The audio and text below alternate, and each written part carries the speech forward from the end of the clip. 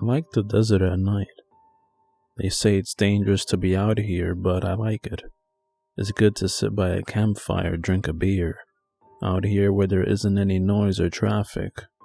You can see all the stars because there aren't any electric lights to chase them away. Sometimes the wind sings to you, but then somebody usually comes along and messes it up somehow. Mostly it's drunks who want to beat you up because you're from the reservation.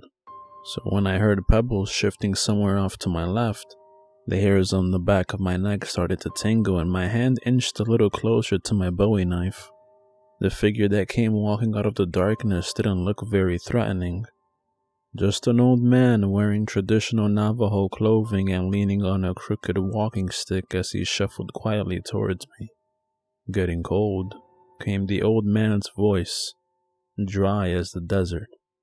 I expected him to say more, but instead he just sat down across the campfire from me, laying the walking stick casually across his lap.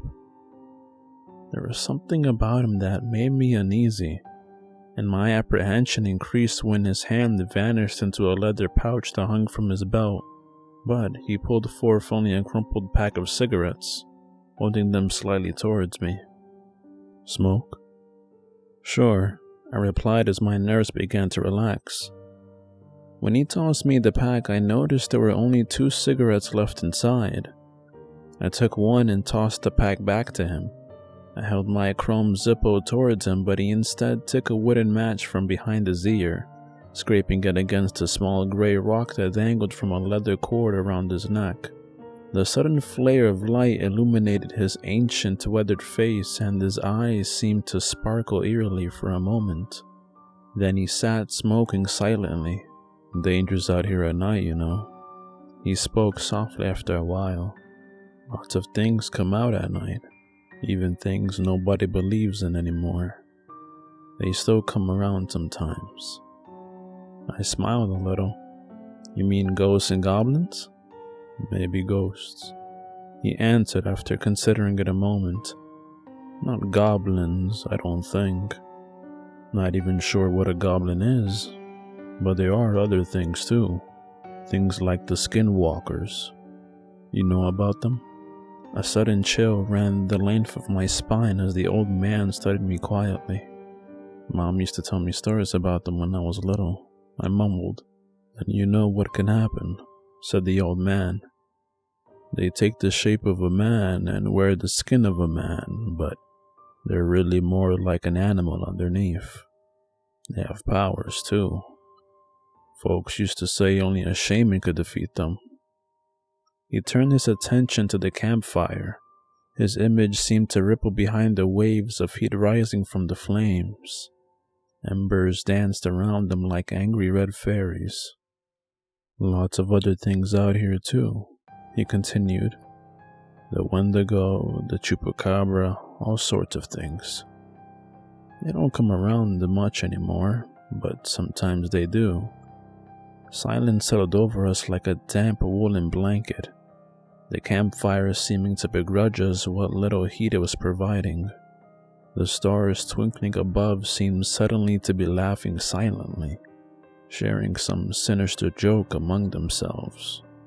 The thin slice of moon sank behind a lone cloud bank as though unwilling to witness whatever might transpire.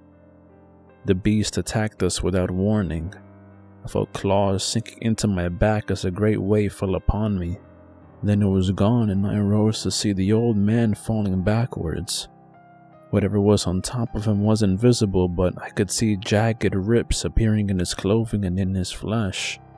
Then suddenly he was thrusting the walking stick upward and there was a terrible screeching sound. The creature fell backwards into the fire and became visible as it writhed in the flames. I can't really describe it.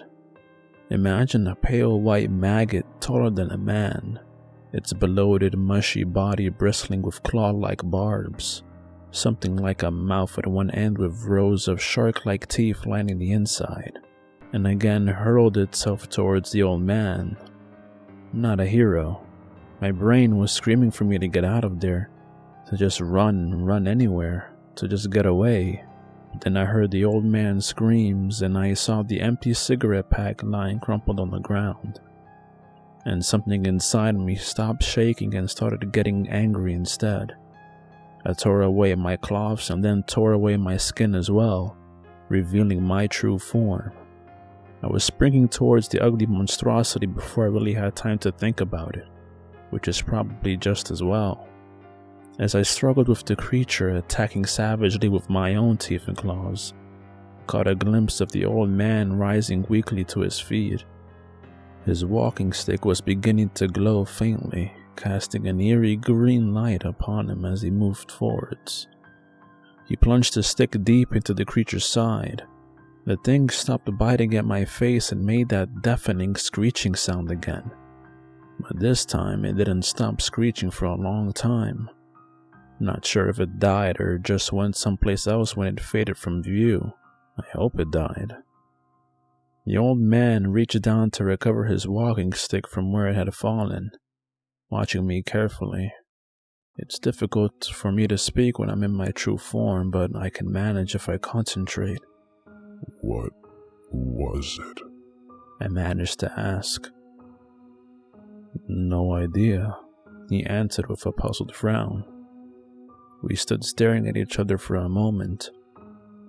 You gonna need a new shirt, I pronounced quietly, pointing a talon at his torn and ruined clothing. That's nothing, he chuckled. You're gonna need a new skin. But then his smile faded, his grip tightening on the walking stick as he studied me in the campfire's flickering light. You can relax, I lisped. Shaman skin won't work on me. His eyes drifted uncertainly to his walking stick. Still, he said softly, I'm supposed to destroy you. Yep. I hissed. Same here, old man. We continued staring uneasily at each other for a moment longer. Then the old man's smile slowly returned. Crazy world, ain't it? Crazy world. I agreed. As he turned to go, I glanced around and saw the shredded remains of my jacket. Snagging it with a claw, I turned back towards the old man shuffling away into the darkness. Hey, Pops, I called quietly, tossing him the fresh pack of cigarettes that had been in my jacket pocket. I think I managed something like a human smile. He nodded thanks and then vanished into the desert night. I sat back down beside my campfire. A million stars twinkled overhead. They say it's dangerous being out here alone in the desert, but I like it. Sometimes the wind sings to you, and all you can do is sing back.